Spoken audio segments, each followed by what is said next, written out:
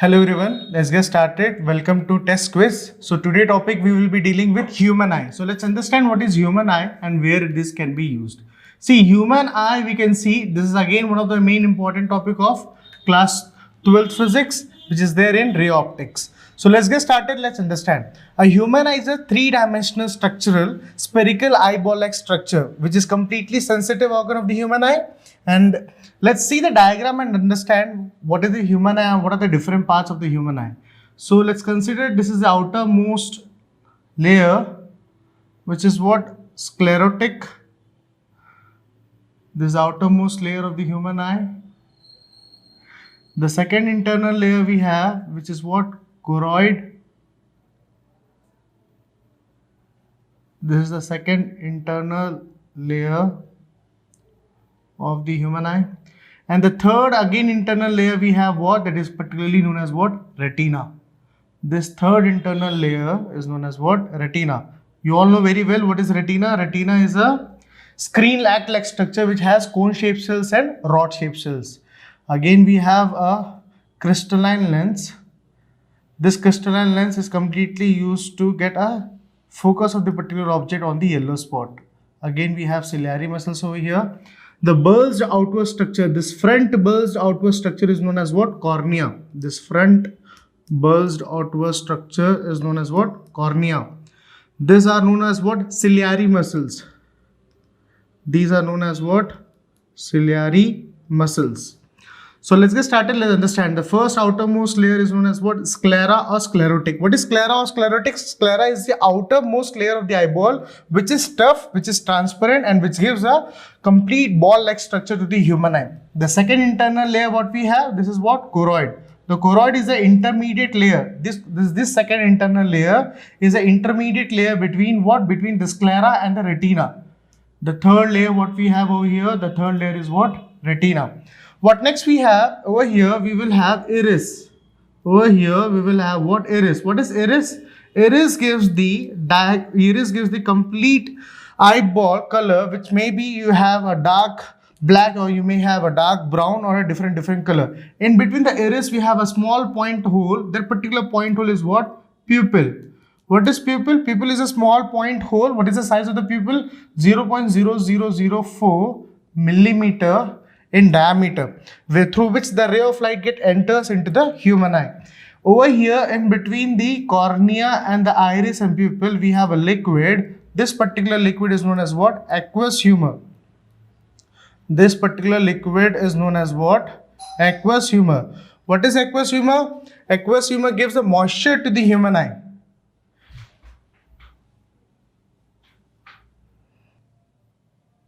What is aqueous humor? Aqueous humor gives the moisture to the human eye. Why moisture is required to the human eye? So that we can have a smooth transaction of the eyeball. When we see to our left hand side or when we see to our right hand side, there is a continuous movement of the eyeballs again and again. So for this we need aqueous humor so that we can have a moisture in the human eye. And over here in between the complete structure of the human eye, where the retina is there and the complete ciliary muscles and the lens is there, this particular liquid is known as what? Vitreous humor. This particular liquid is called what? Vitreous humor. What is vitreous humor? Vitreous humor is again a liquid, or we can say a fluid-like structure which is filled in between over here. Do remember the refractive index between the aqueous humor and the vitreous humor should be 3:4. That means what? That means we can have a clarity.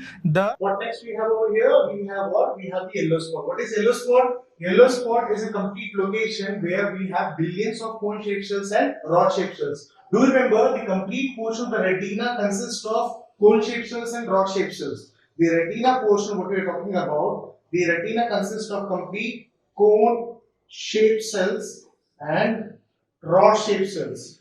What are the cone-shaped cells and rod-shaped cells? Cone-shaped cells and rod-shaped cells are completely responsible for the formation of image. What is the color of the object, whether the color is having the brightness or the contrast. So these two cells are completely responsible. So the complete layer, this complete layer of the human eye thus has a cone-shaped cells and rod-shaped cells. But the maximum presence of cone-shaped cells and rod-shaped cells, we can see that they are present in what? Yellow spot. And they are not present in hundreds or millions, they are present in billions. That is the only reason that in the human eye, where the image formation will be there, the image formation whatever the image you are talking about, the image formation occurs at a particular location, and that particular location is what? Yellow spot. Again, we have one more spot in the human eye. That particular spot is what? That particular spot is blind spot. What is blind spot? The blind spot is a particular location where we don't have any kind of cone shaped cells and rod shaped cells. Means the presence of cone shaped cells and rod shaped cells in the blind spot will be completely zero. So if a person is blind, he can't see the presence of the light nearby. That means what? The image is formed at a particular location. That particular location is what? Blind spot. So let's see the different parts of the human eye. There are 14 different parts of the human eye for the complete study, for the complete structure. The first part is called cornea. What is cornea? Cornea is a bulged outward structure which gives a completely outward look to the human eye, which is transparent. And when you close your eye, when you touch your particular eye, so you can feel the bulged outward like structure. What is the second one? The second is what? Pupil. What is pupil? Pupil is a small hole in between the eye where the ray of light enters. And what is the diameter of the pupil? It is what? 0.0004 millimeter in diameter. What is the next one we have? The next one is what? Iris. What is iris? This particular location is what? Where the iris has been there. It's like a diaphragm which gives what? Which gives a complete. So let's just start it. Let's understand. So how many parts we have? We have 14 different parts of the human eye. So till where we have completed till iris. What next we have? We have what? Aqueous humor. What is aqueous humor? Aqueous humor gives a moisture to the human eye, through which the particular movement of the eyeballs can be happening in a smooth interaction way. Next is what? Ciliary muscles. What are the ciliary muscles? These particular muscles, what you can see over here, these particular muscles are what? Ciliary muscles. What are the ciliary muscles particularly used for? Ciliary muscles gives us structural support to the crystalline lens. And why the ciliary muscles are used? If the structural support to this crystalline lens will not be there, that means what? It will not have a particular support. And the additional support to the ciliary muscles will be given by suspensory ligament. What are the suspensory ligament?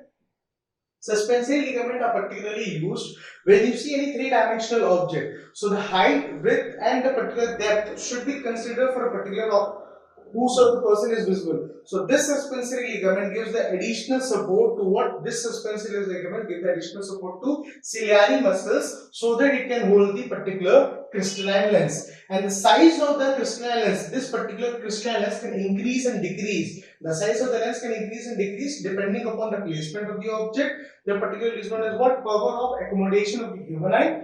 And after increasing and decreasing the particular size and structure, this particular support is given by what? Ciliary muscles. Similarly, when we are saying the size of the crystalline lens can increase and decrease, similarly the size of the pupil also can increase and decrease. How the size of the pupil can increase and decrease? Depending upon the iris. Iris slightly increases the size of the pupil and slightly decreases the size of the pupil depending upon the intensity of the light which is present in the particular room or the particular surrounding. If the intensity of the light is minimum, the size of the pupil have to increase. But if the intensity of the light is maximum in the presence, the size of the pupil can decrease. Depending upon what? Depending upon the particular iris-like structure.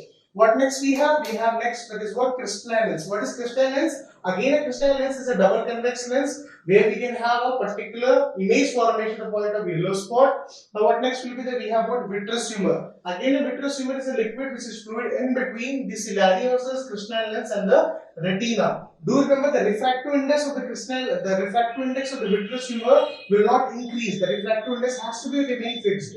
The next we have was sclera. The sclera is the outermost layer of the human eye. This particular outermost layer of the human eye is what? Sclera. This particular outermost layer of the human eye is what? Nerve, which gives a complete ball-like structure. And next what we have what? Choroid. Choroid is a second intermediate layer between the sclera and the retina. Last but not least, we have the 11th one. What is what? Retina. What is retina? Retina, where the maximum cone-shaped cells and rod-shaped cells are there. Maximum cone-shaped cells and rod-shaped cells are there, but we don't have billions of cone-shaped cells and rod-shaped cells. Those are present where? Those are present in the yellow spot. Next we have what? 12th one, optic nerve. What is optic nerve? Through this optic nerve only the image formation, also the image which is formed with the yellow spot will be transmitted to the brain with the help of what? Electric impulse. Optic nerves are completely responsible for the transmission of the information of the image to the brain. Do you remember the right eye is connected to the left of the brain and the left eye is connected to the right side of the brain so that we can have a particular. And what's the image which is formed in the yellow spot over here inside the eye? The image have to be what? The image have to be real and inverted. And when the image information is transferred to the brain, that particular real and inverted image will be converted in the form of direct and virtual. Next we have about blind spot. What is blind spot? Where we don't have any kind of cone shaped cells and rod shaped cells. The presence of cone shaped cells and rod shaped cells in the blind spot will be completely zero. We can say there is an absence. And last but not least, we have about yellow spot. What is yellow spot? Yellow spot where the billions of cone shaped cells and rod shaped cells are there, which are completely responsible for the formation of image.